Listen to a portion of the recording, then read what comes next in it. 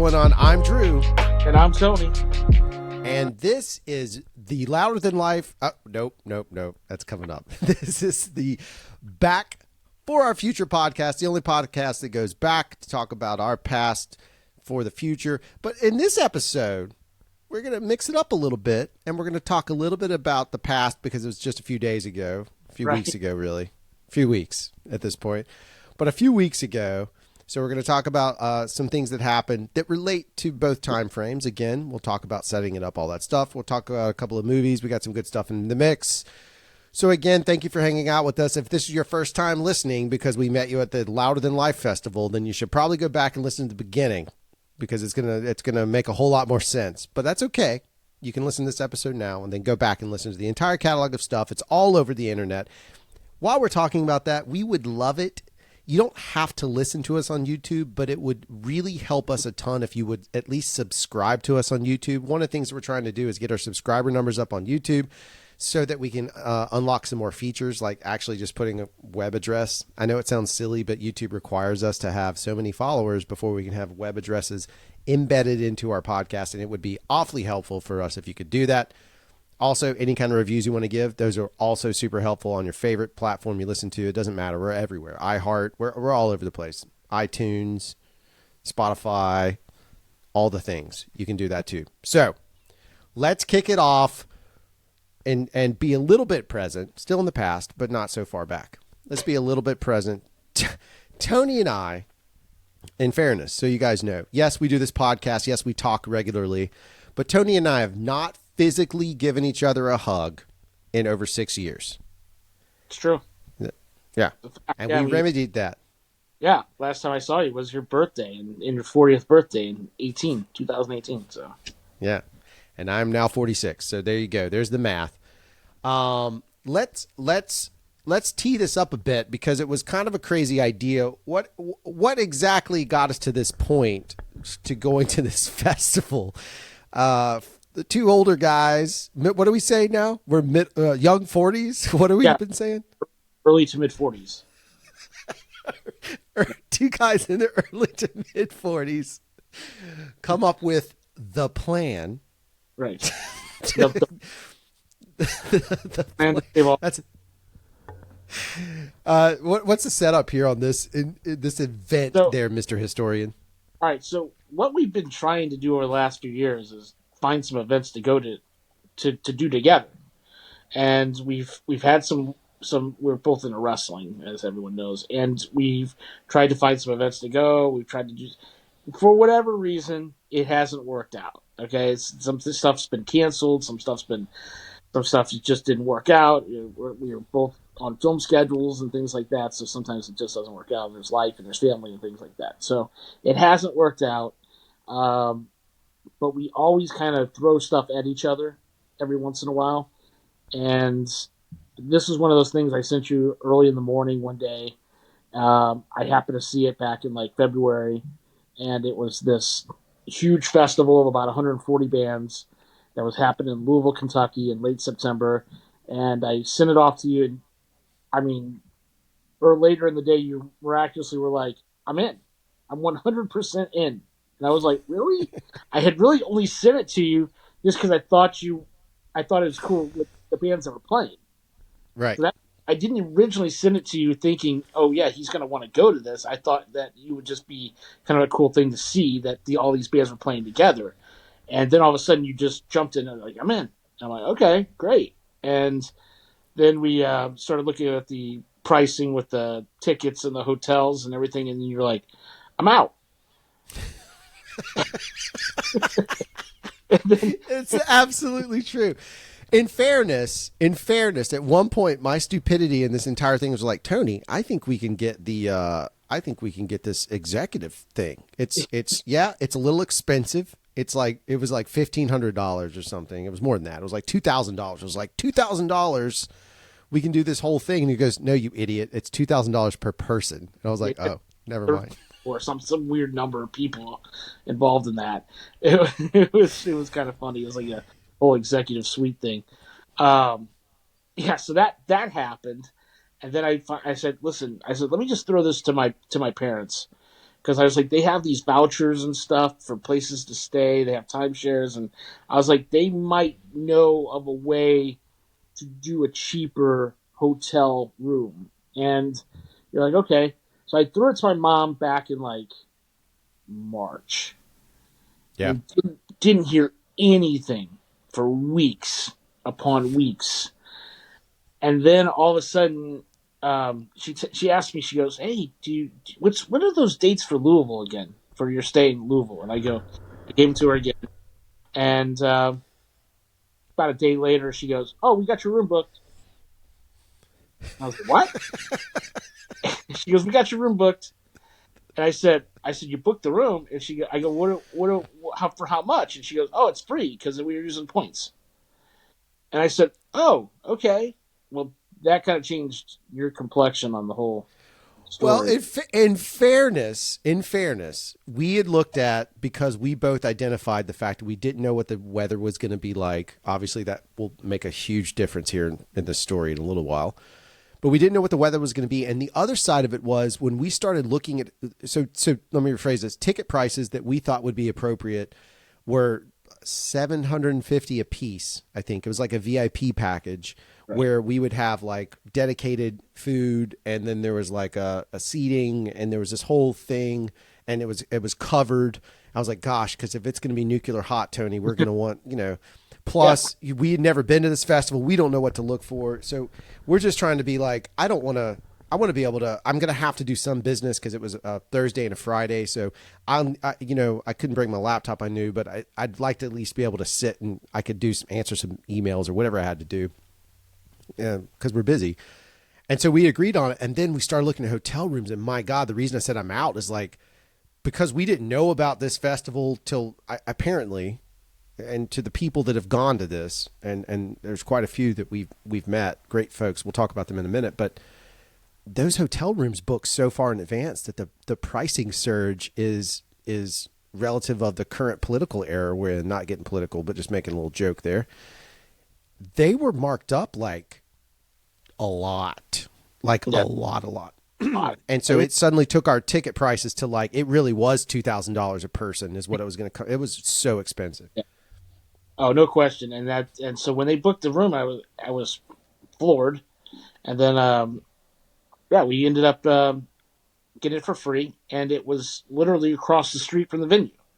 That was perfect. It was absolutely perfect. Couldn't have been better. So I mean, it was kind of an amazing thing. So thank you to my parents for booking that room for us. It was amazing. 1,000% one of the greatest gifts I've ever been given is because it made it so that I got to see you again. So the fact is that I was able to go see you. I was able to fly into town. That was a whole harrowing experience because of this hurricane Helene had not quite made it up the coast yet, or up into the Carolinas yet, but it was wreaking havoc along the coast. I was able to get out, but then Atlanta got shut down. So anyway, your parents doing that made this all happen. And then luckily the air flights, I got lucky because I had to run through the airport. My flights got delayed. It was a catastrophe. I did meet somebody in the airport, and I got to shout him out because I didn't think this was going to happen, and it did. It's a great bit.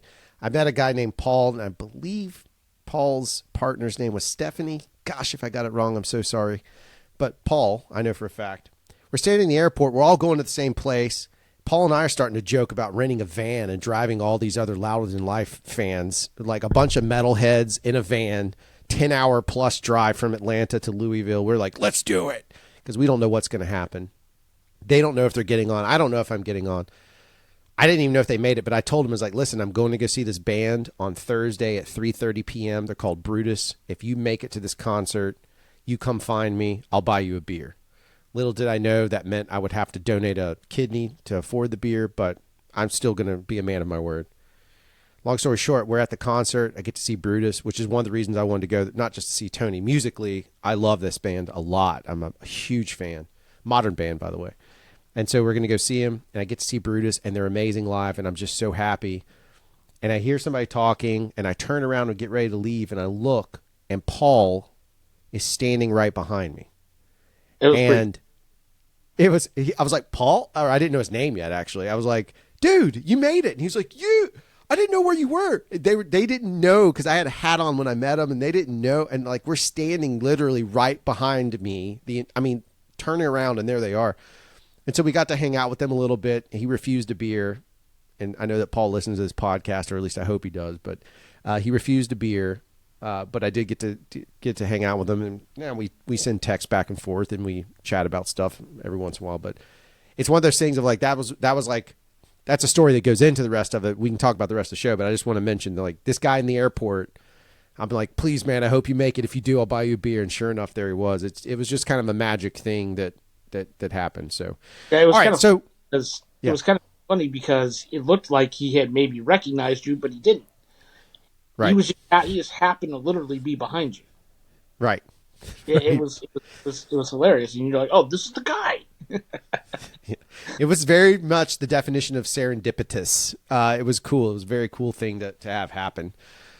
So let's talk about the fest a little bit, man. So we get to Louisville. We travel in. Real quick side note, just so you guys know, if you follow me on any social, if you happen to find me and or whatever, I've talked about it before, but I actually track a top 10 list. I've traveled the country in the world, and I track the best cheeseburgers I've ever had. I'm not going to go in the criteria. That's not this show. Maybe one day we'll have a cheeseburger versus chicken podcast that me and Tony will travel the world trying different fried chicken and cheeseburgers. Literally talked about it on the trip. We sure did.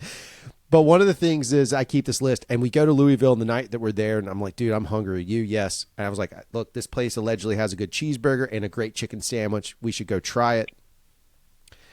And folks, I got to tell you, that cheeseburger, it is very difficult to get on my top 10 list because I've had a lot of cheeseburgers. They did it. They got in at number 6. There's a lot that goes into it. Again, I'm not going to talk about that. That'll be a separate podcast. But in this case, they made it on the list. So our entire Louisville event, not just getting to hug each other. We get to hug, embrace, haven't done that in a while. We sit down and have a wonderful meal because it was that good of a stuff. And that really starts kicking off a pretty exciting scenario here. 5 bites. You finished the burger in 5 bites. That is true. It was so good. Chicken sandwich was amazing. We had those mushrooms that were really awesome. Yeah. But the place is tavern that was really good. Yeah, it was great. It was a good spot. It was a Definitely. very good spot. So if you're ever in Louisville, definitely worth the adventure. Then All we right, had. so yeah, Go ahead. go ahead. No, I was gonna let you kick it off. No, I mean then we the festival actually didn't. That was on a Wednesday, and then of course Thursday was the kickoff of the festival. Thursday through Sunday are the actual festival dates, and Thursday was the day where we had just optimal weather conditions Yeah, all day long. I mean, it was nice out, maybe a little too hot for my taste, but still really, really, really beautiful. Perfect going to festivals, outdoor type weather, especially when we had to walk because we were walking from the hotel to the festival grounds, and you have to go all the way into this exposition center. So it's about a 20-minute walk. It's not dreadful by any stretch of the imagination. But considering that you started your day off with like a 2-mile walk to Kroger yeah, on Thursday, seemed to me at the time like a rookie move. Considering you were going to be walking around for the next 4 days, I was kind of confused by it, but I hadn't quite offered up my car to you at that point. that's So, correct. so I once I heard you did that, I was like, if you do something like that again, just take the car keys while I'm sleeping and go do it. Which I would later do on Friday. Yes. So we get into this festival, and quite amazing. I mean, this thing is huge. It is a huge, huge grounds. I mean, just several big stages, tons and tons and tons of food vendors, merchandise vendors. I mean, it's massive. It's a massive place to walk around, which was kind of not overwhelming, but kind of cool to see at the same time. I've been to some festivals, but this one was pretty big and a huge undertaking, nonetheless. But we started off with some really, really great bands. I mean, the first band I saw was Jigsaw Youth out of New York City. They're from Staten Island, actually. But yeah, I mean, they were amazing. And by the way, they're a fantastic band musically.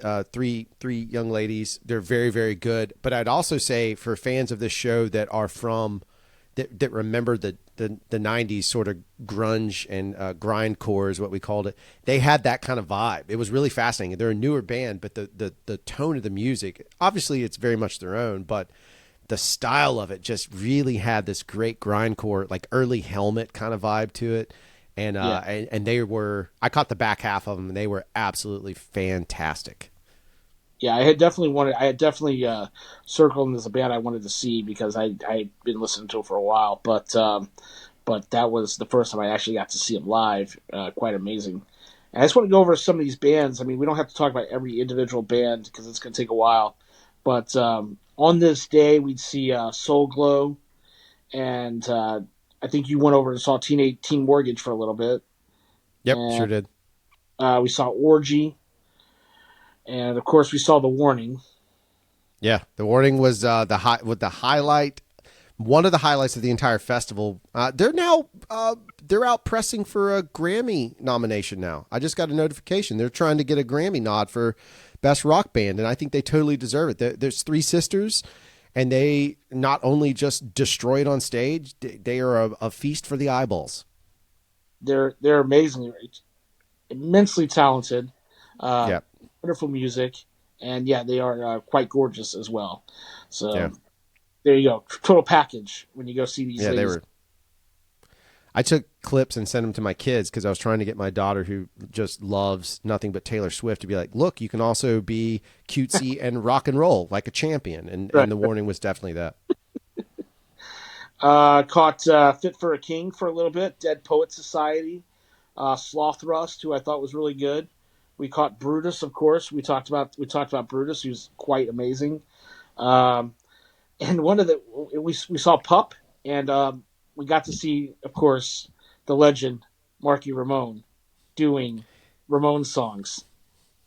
And let me tell you, that guy didn't stop. What blew me away is I'm a former drummer, and I couldn't have. I mean, he played for 45 minutes straight. There was no breaks. I mean, literally no breaks. And this guy is just playing Ramon songs 45 minutes straight. It was fantastic. And again, for people who listen to this podcast, their music has been around so long, but there becomes a theme that happens because they play Blitzkrieg Bop, and it happens again on. He almost spit took. It happens again on, like, we started joking like how many bands are going to end up covering this song because it was such a great, like, wild event. Yeah, you get three bands covering this song overall of the course of the weekend, which is amazing to us. Yeah, So I've never seen that because usually if a band knows somebody else is going to be playing that song, they don't they won't touch it, and right. that's usually the kind of not rule, but kind of the unwritten rule that you don't cover a song for a band that you're playing with. But I guess with a festival like this and it's so big, so many days, it's all good. But the funny thing was, Marky Ramone played, the Offspring played after that, and that's when it happened. Yep. The Yep. band that legitimately played right after Marky Ramone covered the same song. I thought that was incredible. That was beautiful. It was a beautiful thing. And the Offspring, again, if you've never seen them live, and maybe I told Tony knows there's a few Offspring songs I like, and there's some that I got burned out on. They were so good live that it was really the energy they bring to their live shows is like nothing else. Like still to this day, I probably would say, I won't say who my favorite is because we haven't gotten there yet, but Offspring is definitely number two on my highlights list of They were like amazing. They're always amazing live. I've seen them so good. several. They're really, really good. We saw sets from Bad Flower, Highly Suspect. We saw an amazing set from Sum 41 on the side stage, which I thought was Absolutely. lucky to get them on the side stage. It was packed over there, but it was quite fun to get to see them for the final time. I guess that's going to be their. This is supposedly their final tour, and they're not really like Kiss or anybody like that. They haven't announced that 700 times before, so we'll see. We'll see what happens. And of course, we got to see Seether, and of course, the Offspring. Caught about 20 minutes of Five Finger Death Punch, and then closed off the night with Slipknot. Yeah, the Slipknot set was insane because they only played their very first album. It was That's amazing. that's yeah, it was great. It was very. I mean, how relevant for us because that's what we first heard them on. Like that was our band back in that window. So that would must have been when did that come out? 99, 98, something like that. Yeah, yeah, 99. There you go. So it was a very good first night. Little did we know though, Tony. Little did we know. So in case you guys didn't know this, apparently the hurricane decided to follow me. So the next day, Hurricane Helene has obviously done a tremendous amount of damage to North Carolina and all those places. If you have a chance to donate, find a charity that gives the money direct. A lot of people are saying like local churches, but they desperately need it. It's pretty rough up there.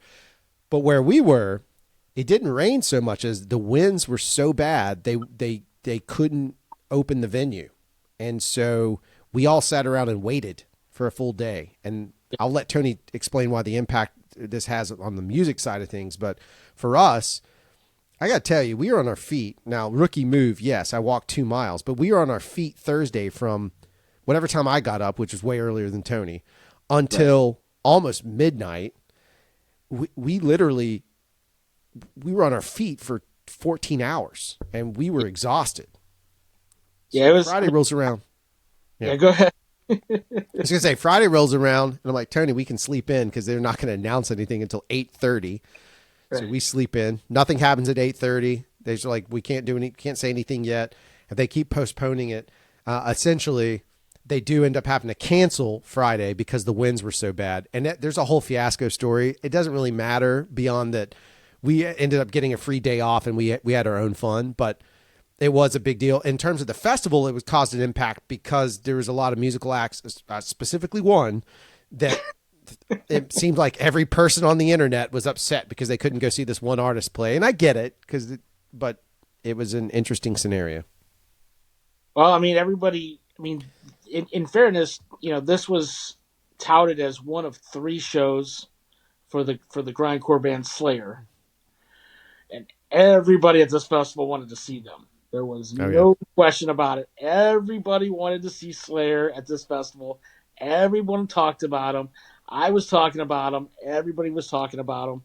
So this was kind of a big deal, and this just happened to be the day that got rained out. And of course, there were things that wanted to happen, like they wanted Slayer to replace, Motley Crue on the Saturday and stuff like that. But I'm really happy they didn't do that because I really kind of wanted to see everybody that was still on Saturday as well. A couple bands dropped into Saturday, which was kind of cool, and we get to see Till Lindemann on Saturday, which he was amazing, from the lead singer from Rammstein, and that was, so that was kind of cool. And I think From Ashes to New dropped in as well. But outside of that, most everybody who played on Friday didn't go into any of the other days, unfortunately. But that's the way it goes sometimes at these festivals, and they're still trying to find a way to make that up to us.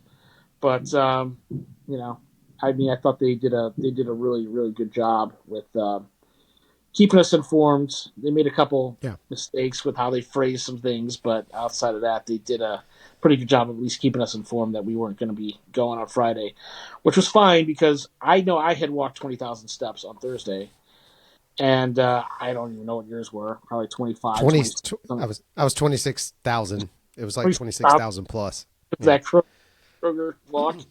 It's that dadgum Kroger walk, boy. So I know my feet were hurting. Oh yeah. And, I know you were grabbing at your back a good bit. Oh yeah. So yeah, it was probably a good time to take a 1-day break, which we hit a couple restaurants and had some fun, and it was not really that big a deal. Yeah, it wasn't bad. I mean, it did give me a chance to pivot. Paying attention, the weather changed dramatically from what we had forecasted, so I didn't bring any pants. I had clothes, folks, perverts, but I didn't bring any long pants. How about that? And so I was like, Tony, I need to go to Costco and buy some pants, which is what we did. We had some fried chicken. Anyway, it actually worked out well for us because Saturday was a sloppy mess of doom, and this place turned into Woodstock 99 without the slinging of mud, but it was quite muddy and soupy mud at that. It was very, very soupy mud. Well, we went a little bit. We went a little bit later on Saturday. I mean, just missed the first like couple hours because of we had pretty much seen. It was either bands we didn't really care to see that much, or we had already seen them several times. So Right. we kind of skipped the first couple of hours just because we didn't want to be in the really bad part of the rain and wind. So we kind of skipped that. That's just fine. But we still got to see quite a few good acts. Tim Montana, we saw them. I know you went over and saw Health, which you loved. Lost Uh, my mind over it. They played a Deftones cover and it was amazing. you saw Joey Valance and Bray. I know you went over there to check them out. We saw POD, which Fantastic. are always amazing. I Yep. think you went over and saw LS Dunes Yep. and saw a little bit of 3 6 Mafia. Yeah, Uh, that was awkward because there was also a lot of children yeah, right. and I wish I could have gotten video of like I'm not even going to say what they were saying on this show, but they were saying it was a hip hop song and it was it was a little aggressive. And then there's like a kid just walking along, kind of bebopping to it, and the kid obviously doesn't know what's totally being said, but it was definitely one of those like, oh, okay, That was funny. And we checked out. We saw Filter together, and then Sleeping with Sirens. I watched Sleeping with Sirens. Nothing More was amazing. yeah, Uh, I got over. You saw. I think you saw him from the start, but I got over and saw half a body count set, which I thought was really good. Skillet is outstanding. They were incredible again. We both saw Mastodon, who yep, rocked. They're oh awesome. yeah, Um, got to see the Dropkick Murphys, which I thought was amazing because, so for anybody who knows me, obviously I'm a huge Notre Dame football fan. They take the stage. This really did happen. They took the stage as Notre Dame was playing Louisville, and there was a 4th and 1 for Louisville. And Dropkick Murphys are all big Notre Dame guys, but so Louisville is going for a 4th and 1 against Notre Dame's defense at about the 10-yard line, and Dropkick Murphy step on the stage, and no kidding, as soon as that happened, Notre Dame stopped him on the 4th and 1. As soon as the Murphys got on the stage, that happened. I thought it was incredible. And of as course, soon we as I saw. walked over, he told me that Yeah, story. Like, you should. I wish you guys. You can see it on the podcast. What you're seeing right now is the exact same face he was making during that sequence. I was pretty thrilled. I thought Chevelle was amazing, and I've seen them quite a few times, but we're really good. Falling in Reverse had to drop out on Saturday, but we saw Disturbed, and then I stayed. And I watched Motley Crue close out the night. I know you went back and had some pizza and a beer and watched Alabama Georgia football, which is more of a Oh my Tony. god. Yeah.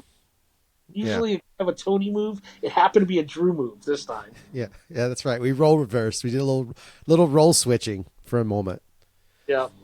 So that was kind of a fun Saturday. Of course, we walked back and it rained all day Saturday. I was Yeah. in a coat and a poncho literally all day, and it was pretty. But it was fun to go. Had a blast. I mean, I got to see all the bands I wanted to see, and so I can't. There's nothing we can do to control the weather, so that's the way that That's right. goes. Sunday was So loaded. Go Sunday ahead. was loaded, and I was just going to say we went into Sunday with a plan. We had the plan in motion. Now Tony almost disrupted the plan when he forgot his water bottle on our way walking, but Yeah, I you continued. He sent me on. He said you have to stay with the plan, have to so I stay with it. did. And our plan was that we're going to secure a table. We're going to get a table and some chairs because a lot of the bands we wanted to see are performing on one of two stages or right next door to each other. We can just keep those and that's fine. We knew that we were going to have to potentially lose our table one time, and then that would be okay because it was towards the end of the night. But something happened. Fate intervened, and I walked up to a table and I asked if this couple that was there, I was like, "Hey, are you guys using these two seats? Can me and my buddy sit here and hang out with you guys all day? Do you guys care?" They're like, "No." It turns out we become fast friends. So I'd like to just say how touched I was based on the conversation we had. We had some wonderful parenting conversations. We had life conversations. And that's with Tina and Philip. I cannot begin to express my gratitude to you guys of how nice you were, not just for letting us sit at your table. The stuff that like gave me a bracelet that I gave to one of my kids. That meant the world to me from the bottom of my heart. I truly, truly did. I mean what I say when I say that. You guys were truly a treat, and I'm very grateful to have met you, and I'm glad that we're still friends. What a wonderful blessing that was. But we were able to secure our table. They were nice enough. The plan went into motion, and we probably saw more music that was insanely good that day than I've ever experienced, maybe in my entire life. It was that was an incredible day of music, Yep. day in and day out. Muddy as all hell, though. It was muddy, but I mean, yeah, and that was wonderful to get to talk to them throughout the day.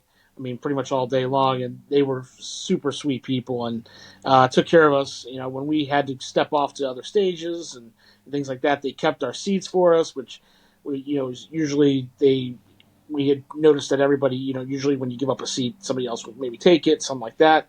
She would put her stuff there and make sure that she kept it for us, and I really appreciated them. And talk about people that know music and know a lot of stuff. They really were fun to talk to as well.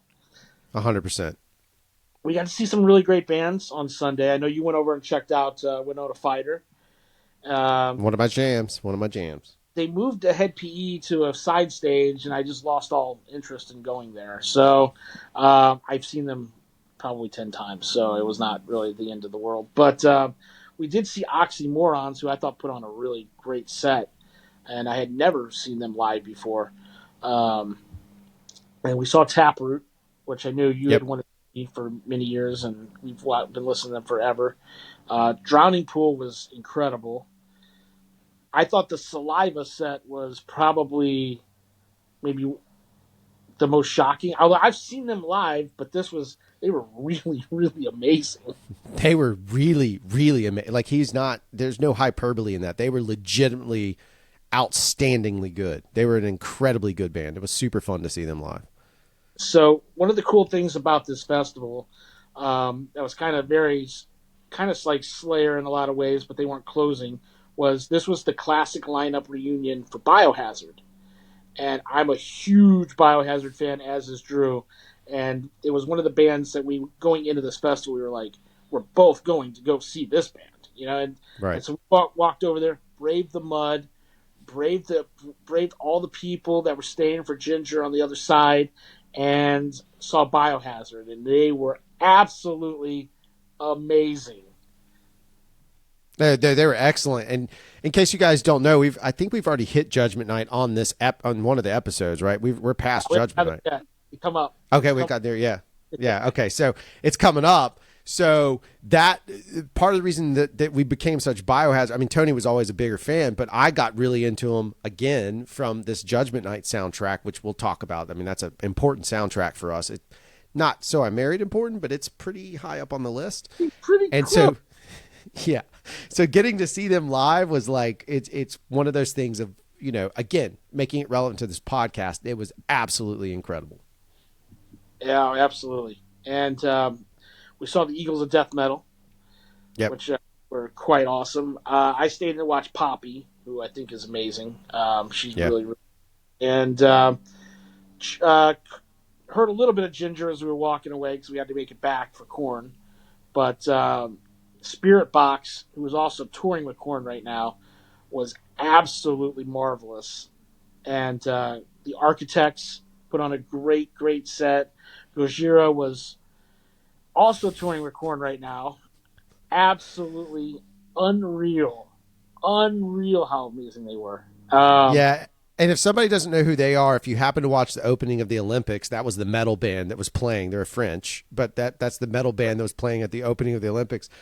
They are intense, but you see them live, and their stage presence is great. They're just very solid, right? But the music that these people, their drummer, I don't even know how to tell you some of the stuff that they're doing. They are brutally. I mean, they might have broken up some of the kidney stones in my kidneys, like using sonic waves. They were so loud. No, they're incredible. I mean, it was a lot of fun to get to see all those guys on the main stage, and we saw Stained, who we both liked Stained back in the '90s, and then their lead singer is kind of a pompous, arrogant, whatever. He sells Well, I records. mean, Okay, we he got it, sells bro. records. We got it, bro. I mean, it's just, I mean, I don't know how many you saw these days, bro, but that song was absolutely the most pompous, arrogant thing I've ever heard. So I was a little turned off on that set a little bit. I'm going to be honest about it, but I love all their old music. It's great. Yeah, it was still Uh, fun. yeah, Breaking Benjamin is always a treat. We saw quite a bit of them. We had to leave them a little early to go check out Biohazard because Right. Biohazard was one of the absolute big performers for us. But Breaking Benjamin was always great. They were all outstanding. And then we came back from Biohazard, caught Judas Priest, which I know it was at one point was not really on your list, but you did enjoy them. I loved them. Turns out, like, again, I like their music, but I was like, I don't care about seeing them live. They're so good live that you couldn't help but appreciate it. I mean, they're such professionals. I loved it. It ended up being one of the highlights for me because it was so good. And then of course we closed out with Corn. Yeah, and the corn thing. Listen, I got to tell you, I didn't know what to expect. A later corn. I'm a corn fan, but I I I grew and so did they. I grew apart from them. They grew apart from me. But what they decided to do was say, we've been around 30 years and we're going to play our first album, which is the album that I first heard years ago, whenever that came out. That was 1,000 years ago. And it was so good. And then, of course, they played the rest of their hits too. But like, it was so good to hear that stuff. And with my friend that heard Korn with me the very first time, I remember listening to it in the car together. Like, what memories I do have. It was really probably the best thing I saw the entire weekend as far as performance goes, and it makes sense why those guys are such consummate professionals of music. It's ridiculous. So it was an incredible show. So good. They were celebrating their 30th anniversary of that album, so 1994, and of course Tina is who we met at this is a Yep. huge Corn. So Yeah. Oh yeah. and I am too. I love Corn. So I mean, I always have, and I like a lot of their new stuff too. But they played every song you potentially want to hear. At least by Yeah. It my, was. I don't know about some other people's, but because a lot of people sometimes like deeper cuts and stuff like that. But they wanted to play everything that I wanted to hear for sure, and I just thought it was an amazing festival. And then we'd leave there, we'd go down to southern Mississippi and do a shoot for you, and had a lot of fun. So we spent another week together doing that and walking around and doing tens of thousands more steps. But it was pretty fun. And then came back to St. Louis. Yeah. Yeah. Definitely been a wild, a whirlwind ride of getting to hang out, and it's always good because we got to hang out in both senses. We got to hang out as friends, and then we got to hang out as our professional friendship too, like being able to be on set together. And it was just like falling right back in. It was like I didn't miss a beat. The only thing that I noticed that I was doing is I was so used to calling action. I always liked it when Tony did it because it let me focus. And so then after a while, I was like, okay, go ahead, Tony. Like I would just let him do it. That was But I had to great. remember. I had to It was remember. It's great. just, The cool thing yeah. about the cool thing about especially the Louisville stuff was like it was kind of like a big sleepover Yep. because we Yep. were sharing the hotel room, so Yeah, it was a absolutely. big sleepover. Except we each had our own bed and stuff like that. So it was Yeah. kind of, I mean, it was a lot of fun. I mean, you don't get to do that very often, and the sleepover thing is we're in our early 40s now, so we don't always get to have sleepovers, but it's kind of cool when we do. Yeah, it was good stuff. It was absolutely good. So let me say this. While we're a little bit in the past, let's go a little further back, Tony. Oh Let's yeah, go further back. So we're going to drop back and we're going to start talking about some movies here. So yeah. anybody that went to Louder Than Life, if you're listening to this, give us a shout out in the comments. Just hit us with an LTR or LTL. Sorry, I was looking at the title, which is It's Louder Than Rain, which is hilarious. Just give us an LTL in the comments. But let's go back in time, and we're going to start with our first movie. It's September 3rd, and I actually still love this movie. I recently rewatched it about 6 months ago. What's our first movie, and where are we in time? Let's tee all that just to remind everybody where we're at. Yeah, so the first movie's Fortress, starring Christopher Lambert, and we've talked about Christopher Lambert a lot on this show, and sometimes sometimes his movies get associated as being kind of the quote unquote, and I'm not sure, not and certainly not Highlander, but quote unquote lower budget tier of of theatrical films and stuff like that. But this is not really one of those. This is like a $15 million Lambert film that made like 50 million at the box office. So it did pretty well. And yeah, but Fortress is an amazing movie. We rented it. It's a far more rental. You and I watched it at the house, and quite a good film, quite a good cast. Christopher Lambert and Kurtwood Smith kind of plays the prison director, and he's the dad from uh, that '70s show. So it's Yeah. you got that going on. Lauren Lachlan from Taking Care of Business, and Clifton Collins Jr. And it's a really good cast, and it's a cool movie. It's like set in the future a little bit, and it's like a private underground prison that is controlling the inmates with like dream readers and devices and stuff like that. And he's in this prison with his wife, who is illegally pregnant. Right. So they have to try to get out, and that's when all the hijinks starts. But it's a pretty cool movie. It's a very interesting concept for it's very cyberpunky if you're into that kind of stuff. It's hard sci-fi in the sense of like it I mean, I think it says the year is 99. I'm either thinking of that or it's No Escape. One of those two movies has a prison element and it's in 99 and you're like, Yeah, well, it didn't work that way. Anyway, but it's a really great concept. This whole idea of them trying to escape out. It's a really good thriller. With a sci-fi edge to it. That's why I said I enjoyed it because I thought it was just the basic story concept. Yeah, some of the effects are dated now, but the story concept is just fun. And to be honest with you, I don't know why. I guess it was Highlander, but Tony will tell you, like, I don't know why, but I was like a big Christopher Lambert fan, and I don't even know what it was, but I sure did watch a lot of his movies. yeah. I mean, he was big around this time, and you were really into him. I mean, but yeah, he's a great actor. You know, Yeah. but there's Yeah. definitely kind of on the top of your list at the time, for sure. I think it's because of Starlog. I think he showed up in a lot of Starlogs. I used to read Starlog magazine Right. when I was a younger guy. I enjoyed my sci-fi. What can I say? It was Um, good. Big far more rental for us. absolutely. So this next film, I actually when I saw the title, Tony had not said the actor's name in it yet. In my mind, I kept seeing Kiefer Sutherland. That's false. It's not Kiefer. But if I'm not mistaken, let me guess what this movie's about because I don't remember for sure. I'm pretty sure I don't know what it's about at all. Actually, I do remember that it's a thriller. Is that correct?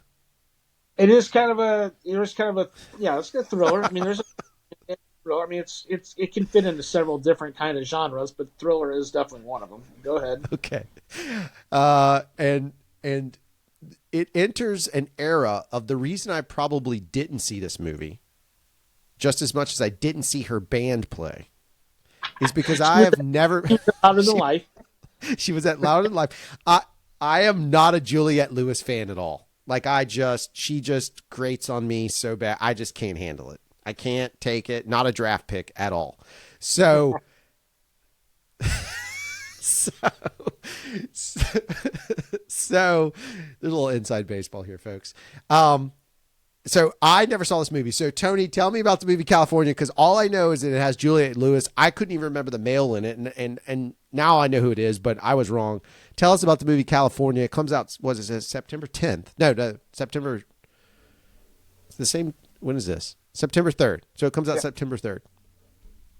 So, so I'm still on your comment. Sorry. So so a journalist duo that's played by Dave Duchovny and Michelle Forbes.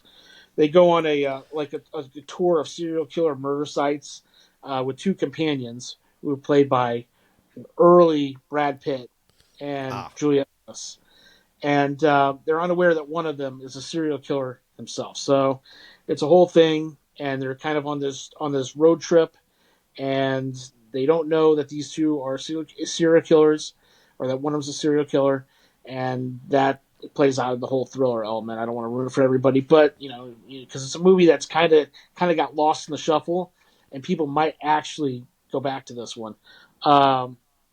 And yeah, it's kind of an early Brad Pitt movie. It didn't do that well. It's produced by a friend of mine, a guy that I've become friends with, obviously many years later. But Jim Calf, who was the creator of the TV show Grimm, he's an executive producer on this movie, and so it was kind of a cool thing. This was a movie that when I stayed at his place in Montana, he had posters of this film hanging up as well. So it was pretty cool. I really enjoyed it. It's a cool movie. Something you should probably catch. Um, yeah, obviously, you're probably not going to want to because it has Julia Lewis in it, but still pretty fun movie. I thought kind of very. It's different than that, but very Natural Born Killers esque in a lot of ways. This comes out a year before that, but that movie's going to do a lot better than this one. But kind of the same element. Yeah, yeah. It's definitely. Look, I'll get past it a little bit. I will say this: like, there are some Juliette Lewis movies I can't avoid that I think are fantastic, and one of those is Dusk Till Dawn. And so, I will watch something if you say it's good enough to watch. I'll deal with it and watch it. She's just not my favorite. Something about Vacation. what's that? Christmas Vacation. Yeah, not can't handle it. I'll deal with that one. You're right, but even then, it's tough. It's tough for me. I skip her scenes. All right, it's all right. All right, so then that leads us into what I would say is a movie I didn't see in theaters that I remember, because I don't know why, but later on it would make an impact. But the more important part is it came out on my birthday. It's September 10th. It's Quentin Tarantino written, but it's it's directed by Tony Scott. Is that right? Tony Scott directed. Yep.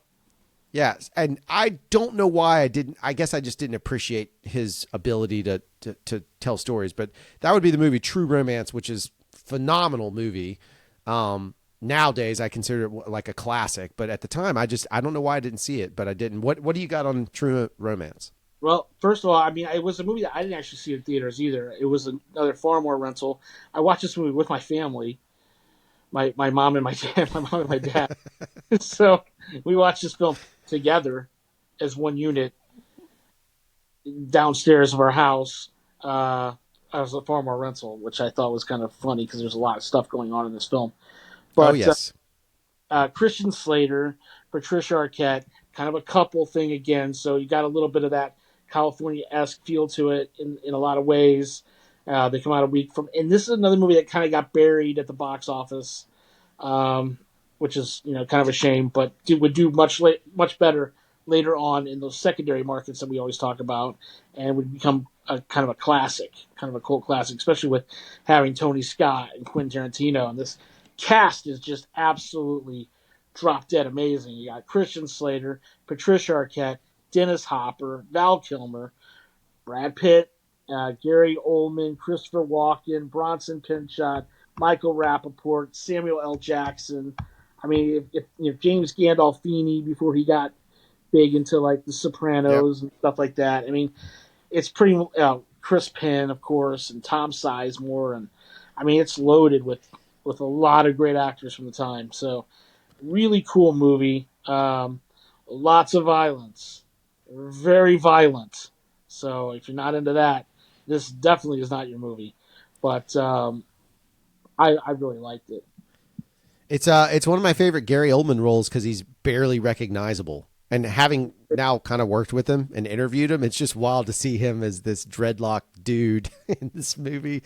But it's good. It's True Romance. Like I said, it's a classic that I consider a classic film now.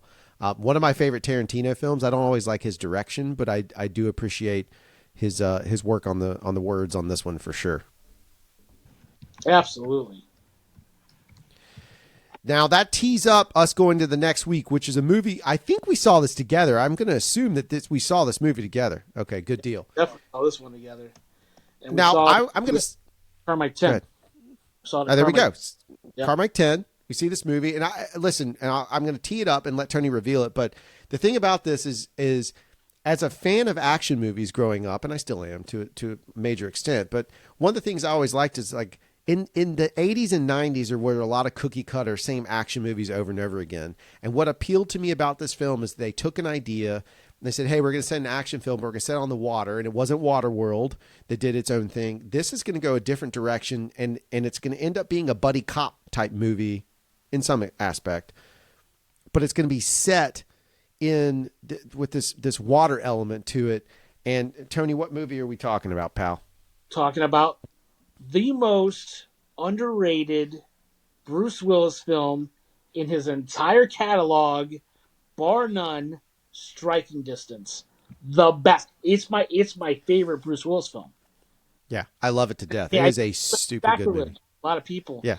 But it's my favorite Bruce Willis film. And I mean, outside of maybe like Blind Date, which is a comedy, it's a different element for him. But yeah, I mean, this Striking Distance is completely different than most thrillers and completely different than most action movies.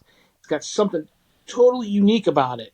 And I just love this script. I love this movie. I love this cast. It's a great, great film.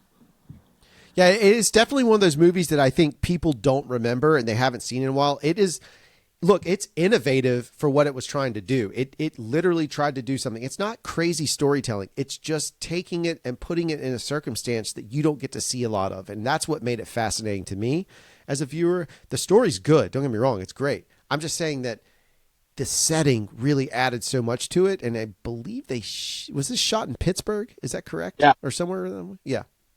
So it's shot in a location that's not normally highlighted in movies. I think that added some excitement to it. I think there's a lot to it. Somebody put a lot of effort into it. And I feel like, obviously Tony agrees, but I feel like the movie paid off very, very well for it. And the cast, as he mentioned, is beyond Bruce Willis. It's an outstanding cast. I mean, you got Sarah Jessica Parker, that early 90s Sarah Jessica Parker, and Dennis Farina, Tom Sizemore, Brian James, Robert Pastorelli, John Mahoney, Timothy Busfield, Andre Braugher. It's loaded. I mean, we've lost a lot of those guys. Yeah. Years, unfortunately, because they were amazing actors. But we've lost quite a few of them, actually, and Bruce is a little bit ill right now. So,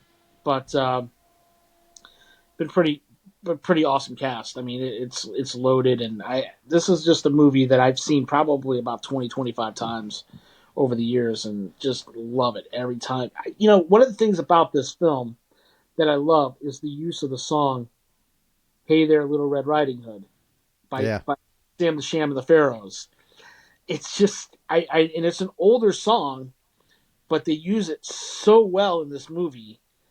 And I just love this song, and every time I think of it now, my mind is in this movie. But it's so creepy. It's got such a creepy element to it that it just adds these great layers to the film. Oh yeah, no, I absolutely love it. Couldn't agree more. Great movie, super fun. It's definitely something that is a well. I would call it a sleeper, but it's not necessarily that. I think it's one of those ones that if you give it a shot and watch it, I think you'll enjoy it, right? Just set yourself back. Don't worry about modern conventions. Enjoy the movie, and it does what it does, which leads me to this, right? We're getting to tying up the episode. And by the way, it's probably not. Quick, go ahead. Real quick. It's directed by Rowdy Harrington, who of course did Roadhouse as well. Right. So Which a lot of people consider as a classic. They consider Absolutely. Roadhouse as a classic. As we tee this up, though, let me say this: we're getting to the point. It shouldn't be a surprise. I'm gonna assume that this movie is probably part of the pick, but we're getting to Tony's picks. Tony, what are the picks we got here, pal? Because you got some good movies in this mix right here.